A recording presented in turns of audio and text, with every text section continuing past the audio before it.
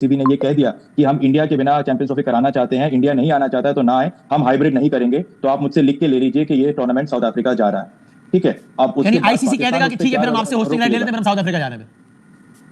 Sir बिल्कुल ICC यही कहेगा, और आपको ये भी याद रखना पड़ेगा कि आईसीसी 1 दिसंबर से जो चेयरमैन है वो जय शाह, ठीक है, और जय शाह को आप अच्छी तरह जानते हैं,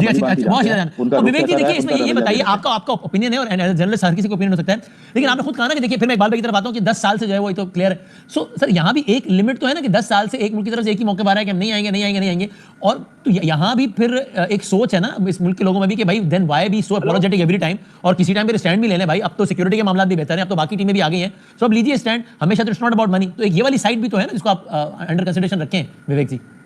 देखिए जब होस्टिंग राइट दिया गया था पाकिस्तान को तो उसी वक्त से ये बात अभी काफी क्लियर था। अच्छा, अब दूसरी जो इम्पोर्टेंट बात है कि एक तो ये हो गया, दूसरा ये है कि पाकिस्तान हाइब्रिड मॉडल मान जाए जो कि आईसीसी के रूल्स रेगुलेशंस में नहीं है।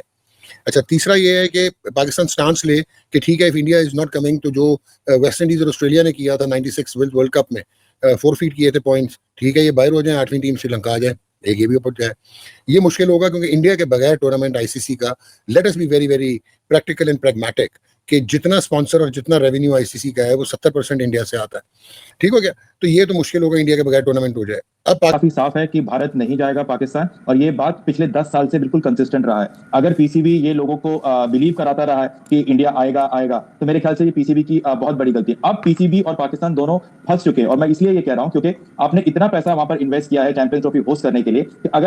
अगर पीसीबी ये कह रहा है कि अगर हम हाइब्रिड मॉडल के लिए अलाउ नहीं करेंगे और हम चैंपियंस ट्रॉफी का होस्टिंग राइट छोड़ते हैं, तो सबसे ज्यादा नुकसान पीसीबी को होगा। अब वो छोड़ नहीं सकता है होस्टिंग, बिना इंडिया के चैंपियंस ट्रॉफी होगा नहीं, ये आप भी जानते हैं, मैं भी जानता हूं, हम सब जानते हैं, क्योंकि सबसे ज्यादा स्पॉन्सरशिप आप ये कह रहे हैं कि अगर पाकिस्तान तो होगा। मेरी तरफ से एक सजेशन है और एक हम्बल रिक्वेस्ट है कि आप high time that PCB understands की क्या सिचुएशन है और किसी को धोखे में ना रखें, हाइब्रिड मॉडल पर कराएं, पाकिस्तान के आवाम को एक मौका दे, एक हाई क्वालिटी टूर्नामेंट जिसकी उन्होंने बहुत कोशिश करी है, बहुत टाइम से वेट किया है, वो हाइब्रिड मॉडल में अपने सारे मैचेस करें। आप पीसीबी के बारे में कह रहे हैं कि इंडिया ने भी क्या धोखे में नहीं रखा, इंडिया से मुराद जाहिर है मतलब इंडियन क्रिकेट बोर्ड या इंडियन गवर्नमेंट बात कर रहा हूं, इंडिया अगर उन्होंने कैटेगोरिकली ऑफिशियली तो नहीं बताया अभी भी, यानी जब कम टाइम रह गए तब भी नहीं,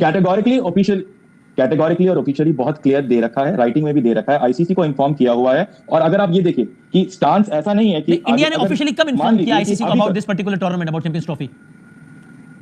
इंडिया का जो है एक कांस्टेंट और कंसिस्टेंट स्टैंड रहा है, और हर टूर्नामेंट से पहले जब भी वो गवर्नमेंट को जाके इंटीमेट करती है कि हमारे को ये रिक्वेस्ट आया है, हमको वहां जाना है, आप बताइए कि हमको जाना है या नहीं जाना है, तो उस वक्त गवर्नमेंट अपना ऑफिशियल स्टांस एक बार फिर से रीइटरेट करता है।